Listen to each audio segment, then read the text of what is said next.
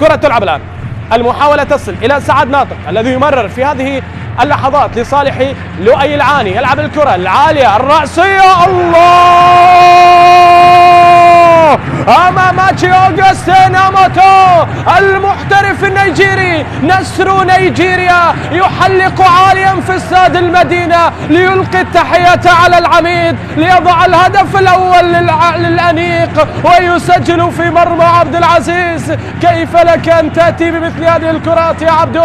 الكرة في المرمى، انطلق أموتو، حلق نسر نيجيريا ليضع الكرة في الشباك. العاني في كرة من الرقم 10 باليمنى عالية الرأسية، الله حارس المرمى يأخذ وضع المتفرج لكن حلق وطار. نسر نيجيريا أتى بالأخبار ويسجل الهدف الأول للأنيق، يسجل الهدف الأول للأزرق والرأسية. عالمية عالمية عالمية، هذا نسر نيجيريا يسجل الهدف السادس.